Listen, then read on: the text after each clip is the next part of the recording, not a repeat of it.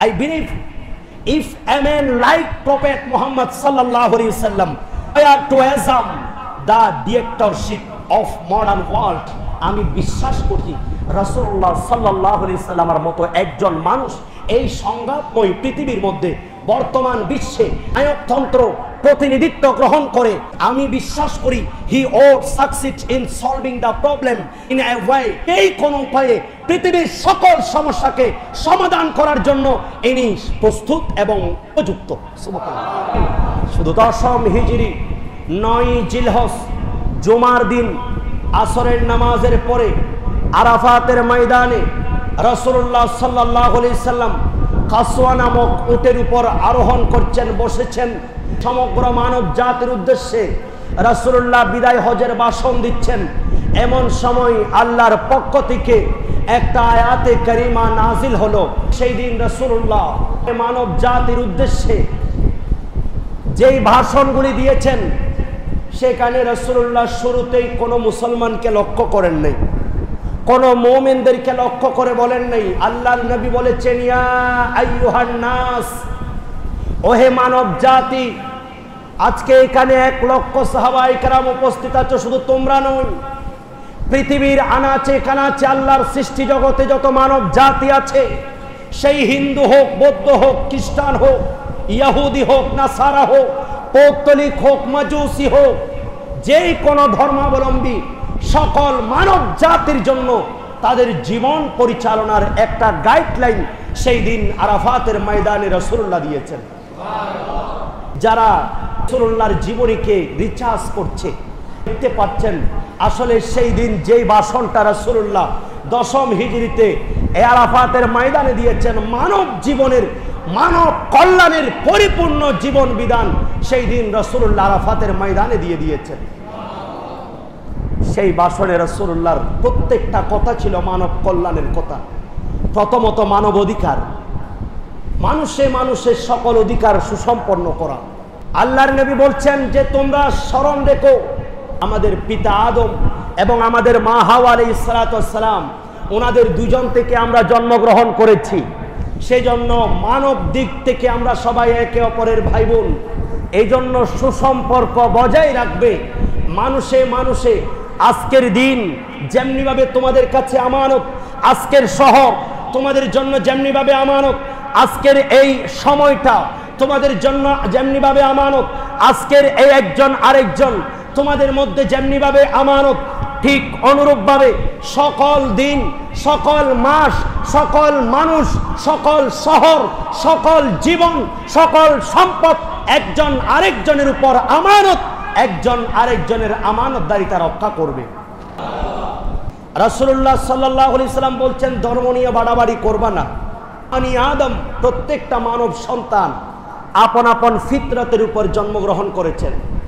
তাদের পিতা তাদেরকে ইহুদি বানাই, তাদের মা তাদেরকে খ্রিস্টান বানাই, আর আমরা মুসলমান জন্মগ্রহণ করেছি, আমরা মুসলিম হয়েছি, আলহামদুলিল্লাহ। ধর্ম নিয়ে বাড়াবাড়ি করবে না। একমাত্র ইসলাম আল্লাহর কাছে মনোনীত ধর্ম, ইন্নাদ-দীন ইনদাল্লাহিল ইসলাম। রাসূলুল্লাহ বলছেন বংশমর্যাদা, কৌলিন্য প্রথা, যারা তোমরা সম্মানিত বংশ ছিলে, কুরাইশ বংশের লোক অন্যান্য বংশকে নিচু বংশ মনে করতে, এই বংশগত আভিজাত্য আজকে থেকে শেষ। তোমাদের গায়ের রং দিয়ে তোমরা মানুষকে যাচাই বাছাই করবে না। আজকে থেকে সেই কালো হোক, নিগ্রো হোক, সেই সুন্দর হোক, ফর্সা হোক, যেই কোনো কালারের হোক, রং নিয়ে কখনো বাড়াবাড়ি করবে না। নিজের শারীরিক ক্ষমতার উপর কখনো বাড়াবাড়ি করবে না। শুধু তাই নয়, তোমরা রাজা, প্রজা, বাদশাহ সকল মিলে সকল একই সমপর্যায়ের এবং উলঙ্গ আল্লাহর ঘর তাওয়াফ আজকে থেকে নিষিদ্ধ। সুবহানাল্লাহ। এই প্রত্যেকটা কথা মানব কল্যাণের দিকে নিসবত। সেই জন্য রাসূলুল্লাহ এই ভাষণটা দিয়েছেন পুরো বিশ্ববাসীর জন্য। সেই জন্য এখান থেকে অমুসলিমরাও শিক্ষা গ্রহণ করে, সেই জন্য এখান থেকে অন্যান্য খ্রিস্টান ধর্মের রাষ্ট্রগুলি এরাও রাসূলুল্লাহর জীবন আদর্শ অনুসরণ করে। আর অত্যন্ত ভারাক্রান্ত হৃদয় নিয়ে জর্জ বার্নার্ড শ ইনি বলতে বাধ্য হয়েছেন যে আমি দুঃখ প্রকাশ করে বলছি যে রাসূলুল্লাহ সাল্লাল্লাহু আলাইহি সাল্লামের জীবন। I believe if a man like Prophet Muhammad sallallahu alaihi wasallam were to assume the dictatorship of modern world, আমি বিশ্বাস করি রাসূলুল্লাহ সাল্লাল্লাহু আলাইহি সাল্লামের মতো একজন মানুষ এই সংঘাতময় পৃথিবীর মধ্যে বর্তমান বিশ্বে যদি রাসূলুল্লাহ সাল্লাল্লাহু আলাইহি সাল্লাম উনি যদি আবার এসে এই পৃথিবীর নায়কতন্ত্র প্রতিনিধিত্ব গ্রহণ করে, এবং আমি বিশ্বাস করি he would succeed in solving the problem in a way, আমি বিশ্বাস করি যেই কোনো উপায়ে পৃথিবীর সকল সমস্যাকে সমাধান করার জন্য ইনি প্রস্তুত এবং উপযুক্ত। সুবহানাল্লাহ। শুধু তাই নয়, odd become it's much needed pieces and happiness.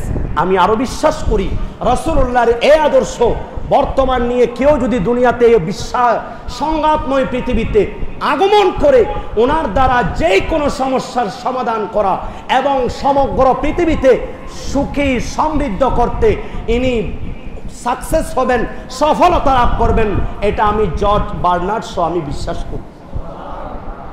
এগুলি তারা কিভাবে বলেছেন? এই রাসূলুল্লাহর এই মানব জীবনের প্রত্যেকটা বিষয় রাসূলুল্লাহ সাল্লাল্লাহু আলাইহি সাল্লাম যখন মানব জাতিকে এই ভাষণটা দিয়েছিলেন, শুধু তাই নয়, রাসূলুল্লাহ আরো বলছেন আজ থেকে সুদ প্রথা এবং রক্তপণ বন্ধ।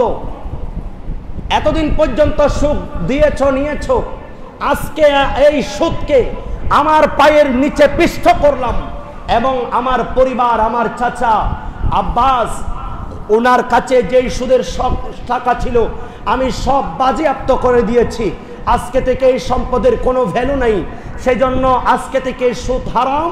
এই সুদ তোমরা দেওয়া নেওয়া থেকে মুক্ত থাকবে, কারণ একজন মানুষ যারা সুদ খায় সেই আপন মায়ের সাথে 36 বার জেনা করার সমান গুনাহ সেই উপভোগ করবে। আর একটু বড় করে বলেন, আজকে থেকে এই রক্তপণ বন্ধ, তোমরা মাফ করে দাও। এই পরিবার আরেক পরিবারের উপর রক্ত চোখে তাকাতে পারবে না। রাসূলুল্লাহ বলছেন এই সকল অভ্যাসকে আজকে এই দিনে আমার পায়ের নিচে আমি পিষ্ট করলাম। সুবহানাল্লাহ।